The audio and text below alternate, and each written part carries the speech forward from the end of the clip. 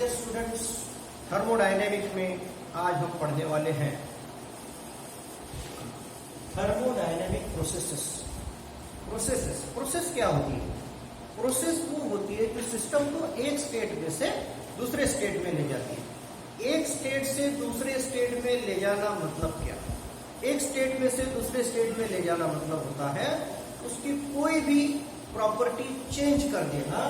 जैसे कि गैस है, तो गैस का अगर हम टेम्परेचर चेंज करेंगे तो उसका वॉल्यूम बढ़ेगा, तो और टेम्परेचर चेंज करेंगे और वॉल्यूम बढ़ेगा। तो ये सब उसके स्टेट के चेंजेस हो रहे हैं, तो इसी को कहते हैं थर्मोडायनेमिक प्रोसेस। प्रोसेस वो होती है जो स्टेट चेंज करती है। जैसे इसको हीट करेंगे तो हीटिंग इज अ प्रोसेस। लेकिन थर्मोडायनेमिक में जो प्रोसेसेस है वो isothermal process, adiabatic process, isobaric process, isochoric process और cyclic process and reversible process है। इतनी प्रोसेसेस है। Isothermal process, adiabatic process, isobaric process, isochoric process, cyclic and reversible. अब हम हर प्रोसेस को एक एक करके पढ़ेंगे। देखिए, आइसोथर्मल प्रोसेस मतलब क्या है? आइसो शब्द का मीनिंग होता है सेम। आइसो शब्द का मीनिंग क्या होता है? सेम। और थर्म यानी कि टेम्परेचर। आइसोथर्मल प्रोसेस वो होती है जिस प्रोसेस के दौरान टेम्परेचर कांस्टेंट रहता है, टेम्परेचर नहीं बदलता है। फॉर एग्जाम्पल, अगर आप इस गैस को कंप्रेस करेंगे, ये सिलेंडर है, सिलेंडर में गैस है और गैस को कंप्रेस किया, तो क्या होना चाहिए? Due to the compression of gas इनकी काइनेटिक एनर्जी थर्मल एनर्जी में कन्वर्ट होगी और गैस का टेम्परेचर बढ़ेगा। तो गैस को घचाक से एकदम कंप्रेस करो तो टेम्परेचर बढ़ जाएगा। तो आइसोथर्मल तो नहीं हुई, क्योंकि टेम्परेचर स्थिर रहना चाहिए। तो आपको आइसोथर्मल कंप्रेशन करना है गैस का, तो आपको बहुत ही धीरे धीरे सिलेंडर के पिस्टन को थोड़ा सा दबाओ, बहुत थोड़ा दबाओ, तो जो भी टेम्परेचर बढ़ेगा उससे हीट बाहर निकल आएगी और टेम्परेचर कांस्टेंट रहेगा।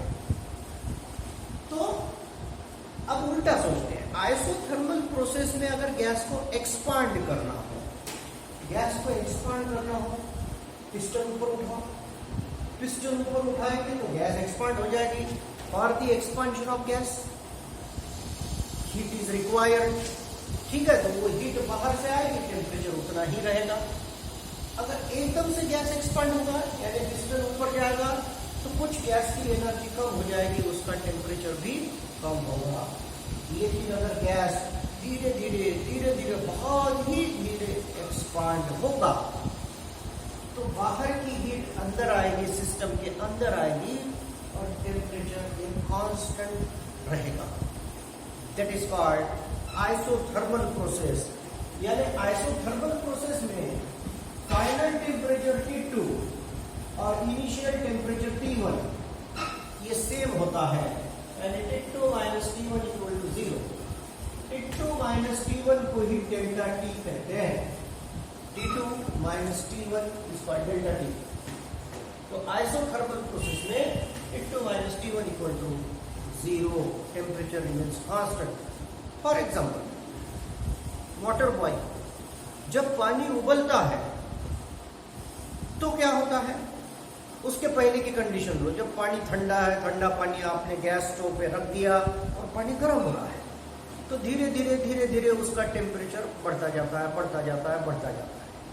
अब टेम्परेचर 100 डिग्री सेल्सियस हो गया और पानी खौलने लग गया, उबलने लग गया। अब टेम्परेचर बढ़ेगा उसका? नहीं। अब जो भी हीट दोगे उससे उसका टेम्परेचर नहीं बढ़ेगा, टेम्परेचर उतना ही रहेगा। यानी boiling of water takes place isothermally. Boiling of water takes place isothermally. अब प्रोसेस नंबर 2, दूसरी प्रोसेस की बात करते हैं, एडियाबेटिक प्रोसेस। कौन सी process? Adiabatic process. Adiabatic process में heat remain constant, A process that is carried out at constant heat is adiabatic. Isothermal constant temperature, adiabatic constant heat, यानी कि सिस्टम में ना तो हीट अंदर जाती है ना ही अंदर से बाहर आती है, तो वो इस तरह की सिस्टम होती है। देखिए ये आइसोलेटेड सिस्टम है, यानी कि जैसे आपके घर में थर्मस फ्लास्क होगा या आजकल पानी की बोतलें आती है बड़ी 20 लीटर वाली कैन, एक्वा वाले पानी ला के देते हैं, तो उसमें पानी ठंडा का ठंडा ही रहता है। अगर उसमें पानी गर्म भर के रखो गर्म का गर्म ही रहेगा, क्योंकि वो आइसोलेटेड सिस्टम रहती है। अब देखो एक आइसोलेटेड सिस्टम जो इंसुलेटेड है बाहर से और उसमें गैस भरा हुआ है। अब ये गैस थोड़ा वर्क करता है पिस्टन में, पिस्टन ऊपर जाता है यानी कि गैस एक्सपांड होता है। गैस एक्सपांड होगा, पिस्टन ऊपर जाएगा तो वर्क के लिए एनर्जी कहां से आएगी? तो गैस की जो एनर्जी है, इंटरनल एनर्जी, उससे वर्क होगा, उससे वर्क होगा यानी गैस का टेम्परेचर कम होगा। और हीट कहां गई गैस की? हीट कहीं नहीं गई, हीट सिस्टम के अंदर की अंदर ही है। हीट को अंदर बाहर जाना मना है। It cannot go inside as well as outside. Therefore, adiabatic process, heat remains constant. It means it neither enter inside the system nor go outside the system, and it is a process that is carried out at constant heat. A process that is carried out at constant heat is called adiabatic process. तीसरी process है isobaric process. तीसरी process है isobaric process. Isobaric, ये process that is carried out at constant pressure. Isobaric process में pressure constant होता है। For example, ये closed system में गैस है। अब आपने इस गैस को हीट दिए, heat, Q amount of heat. Heat देने से गैस गर्म हो जाएगी, उसका टेम्परेचर बढ़ेगा और गैस जो है एक्सपांड होने की कोशिश करेगी। अगर पिस्टन वही के वही है तो अंदर प्रेशर बढ़ेगा, लेकिन जब हीट दोगे तो वर्क भी होगा, यानी पिस्टन ऊपर जाएगा तो प्रेशर नहीं बढ़ेगा। तो हीट भी दे रहे हैं और प्रेशर भी नहीं बढ़ रहा है। You are providing heat to the gas but pressure is not increasing because heat is converted into the energy work, यानी पिस्टन ऊपर जा रहा है और टेम्परेचर उतना ही, मतलब प्रेशर उतना ही रह रहा है। So this process is called isobaric process. Pressure remains constant. Isobaric process.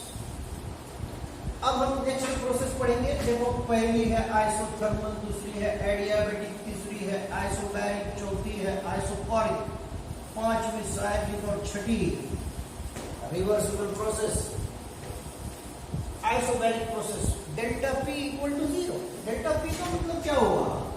P2 minus P1, यानी कि शुरुआत का जो प्रेशर था और हीट देने के बावजूद फाइनल प्रेशर है वो सेम है, यानी P2 minus P1 equal to 0 हो जाएगा। P2 माइनस P1 को ही डेल्टा P बोलते हैं। This is isobaric process. फिर है आइसोकोरिक प्रोसेस। आइसोकोरिक प्रोसेस क्या होती है? Just 1 second.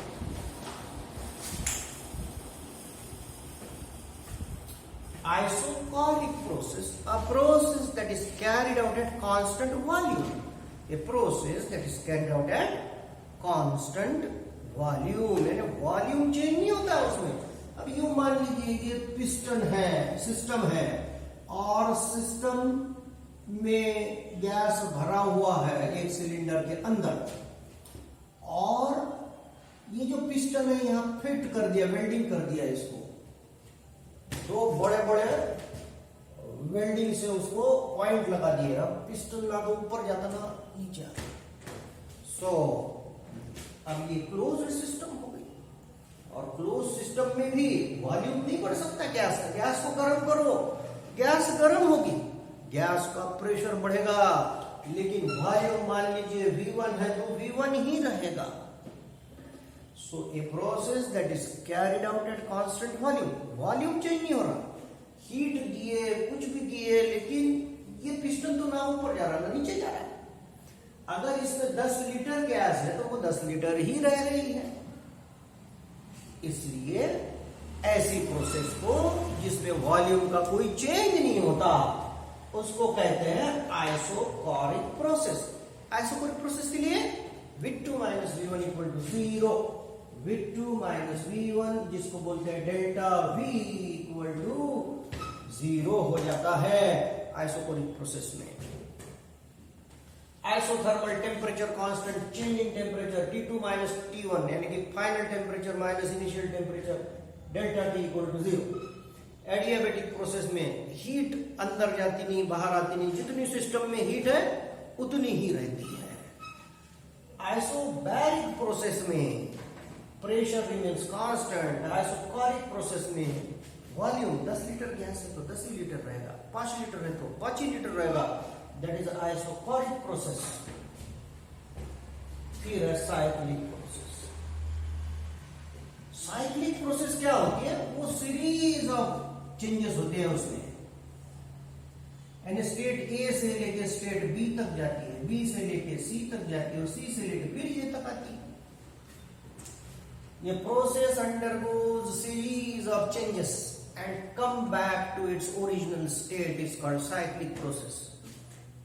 ऐसी प्रोसेस जिसमें बहुत सारे चेंजेस हो रहे हैं, जैसे कि वाटर है, वाटर की वाटर वेपर हो रही है, वाटर वेपर का फिर से वाटर हो रहा है, फिर बर्फ हो रहा है, फिर वाटर हो रहा है, यानी सो मेनी चेंजेस हो रहे हैं, लेकिन फाइनली वो आगे पानी ही बन रहा है। तो सीरीज ऑफ चेंजेस होने के बाद फिर उसी स्टेट में आ गई, that is called a cyclic process. Cyclic process में सिस्टम की जो इंटरनल एनर्जी होती है delta U equal to 0, internal energy change नहीं होती। अब ये इंटरनल एनर्जी क्या होती है ये अभी तक अपन ने पढ़ा नहीं है, ये अगले वाले लेक्चर में बताएंगे। फाइनल रिवर्सिबल प्रोसेस इंपॉर्टेंट है ये।